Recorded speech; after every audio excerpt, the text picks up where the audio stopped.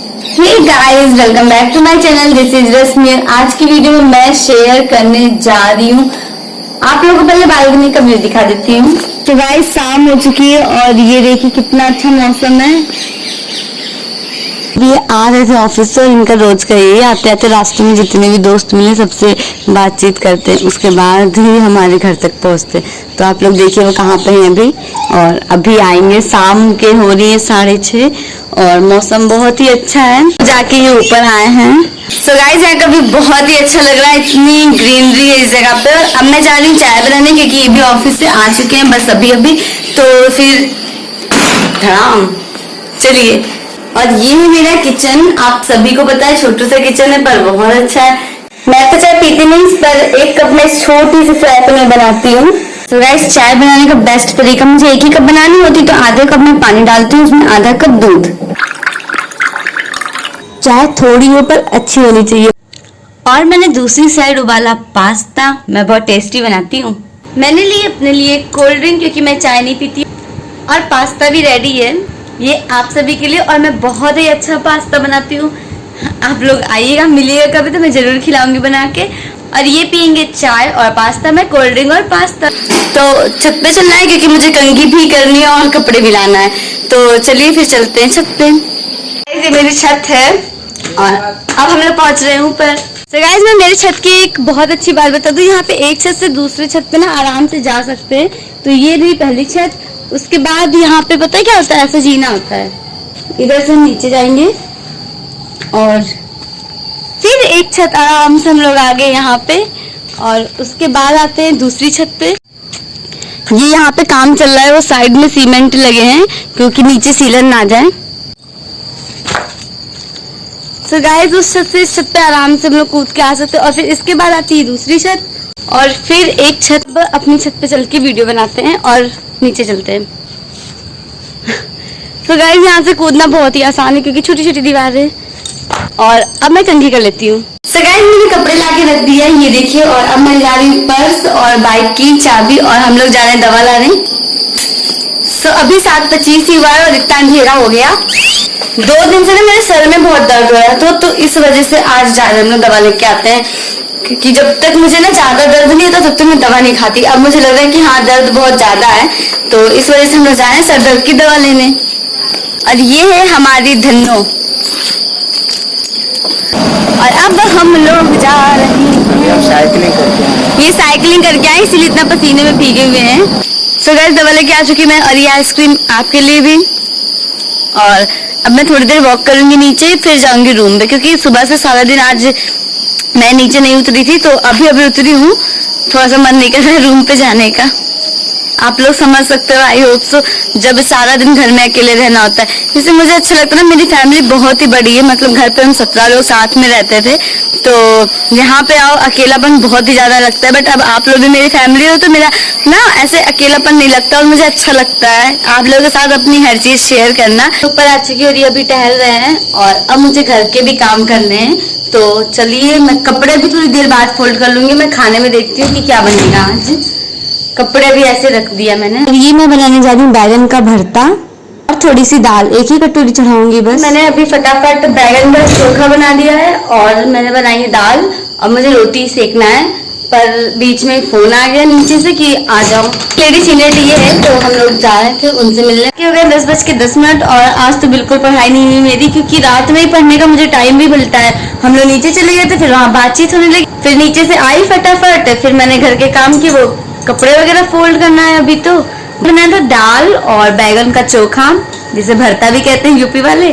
अगर जानते होंगे तो कमेंट करिएगा। और कढ़ी हमारे नीचे जो रहती है पड़ोसन बुला के दे दी थी, तो बहुत टेस्टी कढ़ी है। और हम लोगों ने खाना खा लिया है अब। तो अब मैं जा रही हूँ कपड़ा फोल्ड करने। सो गाइज, अब मेरा किचन एकदम क्लीन हो चुका है और अब मैं जा रही हूँ पढ़ाई करने। आप लोग के बहुत से कमेंट आते थे कि आप इतनी लेट में पढ़ाई करते हो यार, क्या करो, टाइम ही नहीं मिलता है सारा दिन। और अब टाइम भी आप लोग देख सकते हो, 11 बजने में 10 मिनट कम है केवल। और सारी कॉपी किताब मैंने रख ली पढ़ाई करने के लिए। तो चलिए अब मैं स्टार्ट करती हूँ। जैसा कि आप लोगों को पता है कि मैं अपनी हर वीडियो में एक क्वेश्चन आप लोगों से जरूर पूछती हूँ। मेरा पिछला क्वेश्चन था, भारत के उपराष्ट्रपति कौन है। आंसर तो बहुत लोगों ने दिया था और सभी के सही थे, मैंने कमेंट में उनका रिप्लाई किया था। कल के क्वेश्चन का जवाब दिया है अमन जी ने और इन्होंने बहुत अच्छे से एक्सप्लेन किया। इनका आंसर था राजस्थान के झुंझुनू में जन्मे श्री जगदीप धनखड़ जी, जो पश्चिमी बंगाल के राज्यपाल भी रह चुके हैं, भारत के 14वें उपराष्ट्रपति हैं, जिसका उल्लेख संविधान के अनुच्छेद 63 में किया गया है और वो अमेरिकी संविधान से लिया गया है। तो इन्होंने बहुत अच्छे से एक्सप्लेन किया, मुझे अच्छा लगा। तो गाइस आप लोग भी क्वेश्चन अगर जानते हैं तो उसका आंसर दीजिएगा, एक्सप्लेन करेंगे तो और भी अच्छा रहेगा। कल के लिए क्वेश्चन है कि मंजूश्री मूलकल्प एक बुक का नाम है और उस बुक के राइटर कौन है। और मेरे चैनल को सब्सक्राइब करिएगा, वीडियो को स्किप मत करिएगा, वीडियो को लास्ट तक जरूर देखिएगा। और मेरी वीडियो की टाइमिंग है मॉर्निंग में 8 बजे से 10 बजे के बीच में, या फिर रात में आएगी 8 बजे से 10 बजे के बीच में। जब आपको रोकने के सारे तरीके नाकाम हो जाएं, तो लोग आपको पागल कहने लग जाते हैं। क्या तुम्हें पता है असली पागलपन क्या होता है? असली पागलपन वो होता है जो लोगों की गालियों को तालियों में बदल दे। दोस्तों, आज का ये वीडियो तुम्हारे अंदर पागलपन की आग लगाने वाला है। अगर लोगों की गालियों को तालियों में बदलना है तो इस वीडियो से 1 सेकंड के लिए भी नजरें मत हटाना, वरना तुम बहुत कुछ खो दोगे। आज मैं तुमसे वो काम करवाऊंगा जिस काम को करने से तुम्हारी रूह कांपती है। आज मैं तुम्हें वो सोचने पर मजबूर करूंगा जिसे सोच सोच कर न जाने तुम अपना कितना समय बर्बाद कर देते हो, और इतना जिद्दी बनाऊंगा कि कोई भी तुम्हें झुका ना सके। लेकिन इस सब के लिए तुम्हें पागल बनना होगा। एक लाइन में कहा जाए तो हाँ, मैं आज तुम्हें पागल बनाऊंगा। वो पागल नहीं जिसे तुम मरीज के तौर पर देखते हो। मैं तुम्हारे अंदर उस पागलपन को जगाऊंगा जो तुम्हें इस दुनिया के फैसले के खिलाफ जाने का साहस देगा। एक ऐसा पागलपन जिसमें ना नींद की चिंता होती है, ना सुख का लोभ होता है, ना माया भटकाती है और ना किसी का साया साथ देता है। एक सरफिरे मुसाफिर की तरह तुम्हें जिंदा दिल बनना होगा, एक इतिहास रचना होगा। क्या तुमने कभी किसी पागल इंसान को सड़क पर चलते या अस्पताल में फिरते देखा है? उस पागल इंसान को जब तुम देखते हो तब तुम्हारे दिमाग में क्या सोचता है? बेशक तुम उसे देखकर उससे दूर हो जाते होंगे। उसे छेड़ने की हिम्मत तो कोई नहीं करता, क्योंकि सबको मालूम है वो पागल है। उसे चाहे पागल बोलो, गधा बोलो, बेवकूफ बोलो या निकम्मा बोलो, उसे कुछ फर्क नहीं पड़ने वाला। ठीक इसी तरह जब तुम अपने कैरेक्टर में इतना पागलपन भर लेते हो तब तुम्हारी कामयाबी के रास्ते धीरे धीरे खुलने लगते हैं। तुम्हें दुनिया की बातों से, गालियों से या तानों से फर्क पड़ना बंद हो जाता है। तुम्हारा कोई इस्तेमाल नहीं कर पाता, तुम्हें कोई धोखा नहीं दे पाता। तुम्हें बस अब तुम्हारी मंजिल, तुम्हारा रास्ता नजर आता दिखाई देता है। जिस तरह एक पागल इंसान में दर्द को महसूस करने की बहुत कम क्षमता होती है, बिल्कुल ना के बराबर, ठीक उसी किस्म का पागलपन जब तुम्हारे अंदर होता है ना, तब तुम किसी भी चीज से नहीं डरते। ना तुम्हें रिया के लेटेस्ट रील से फर्क पड़ता है और ना तुम्हें रात भर जागकर अपने काम को करने के तकलीफ से कोई फर्क पड़ता है। ना तुम्हें दिन से फर्क पड़ता है और ना ही देर रात से। अगर फर्क पड़ता है तो सिर्फ अपनी धुन से, जिसमें तुम खोए रहते हो। अपने सपनों को पाने के लिए समझदारी के साथ साथ पागल भी बनना पड़ता है। जो देखी है मंजिल, उसे पाने के लिए पागलपन दिखाना पड़ता है। मैं पूछता हूँ, क्या ये पागलपन सिर्फ आशिकी में दिखाना जायज है? क्या ये पागलपन नाजायज हरकतों को दर्शाने के ही लायक है? क्या पागलपन बस अपनों से लड़ने और घटिया जिदों को पूरा करने के लिए ही बोला गया है? नहीं दोस्तों, बिल्कुल भी नहीं। जिंदगी में एक बात हमेशा याद रखना, इंटेलिजेंट लोग जिनकी कहानियों से इंस्पायर होते हैं, असल में वो पागल लोग ही हैं जो उस कहानी के हीरो होते हैं। तभी तो 10वीं क्लास में फेल हुए सचिन तेंदुलकर की बायोग्राफी महाराष्ट्र के हिस्टोरिकल बुक का पहला चैप्टर है। शायद तेंदुलकर साहब में वो पागलपन ही था जिसने उन्हें अपने देश के लिए 24 साल तक खेलने के लिए स्ट्रॉन्ग बनाया।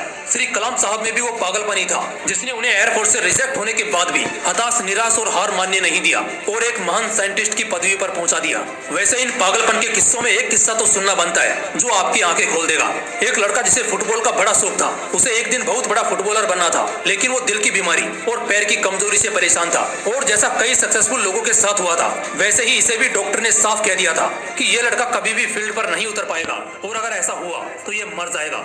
लेकिन उस पागल लड़के को क्या फर्क पड़ने वाला था? डॉक्टर की बातें उस पर बेअसर हो गई। उस लड़के ने अपने दिल का ऑपरेशन कराया और फिर उतरा मैदान पर और फुटबॉल के इतिहास को ही बदल कर रख दिया। और आज वो लड़का दुनिया का सबसे हाईएस्ट पेड एथलीट है। मैं बात कर रहा हूँ फुटबॉल के लेजेंड लियोनेल मेसी की, जिसकी दीवान की दुनिया में इस कदर है कि फुटबॉल के डाई हार्ड फैंस इन्हें भगवान मानते हैं। अगर इन सभी में वो पागलपन, वो जिद नहीं होती, अगर इन्हें भी लोगों की बातों से फर्क पड़ना शुरू हो जाता, तो शायद आज ये लाखों करोड़ों लोगों की इंस्पिरेशन नहीं होते। कौन कहता है नेचर और सिग्नेचर कभी बदलता नहीं? बस एक चोट की जरूरत है। अगली पर लगी तो सिग्नेचर बदल जाता है और दिल पर लगी तो नेचर बदल जाता है। अगला 1 साल, सिर्फ और सिर्फ 1 साल पागलपन को सौंप दो। खुद के किरदार को पागल बना लो।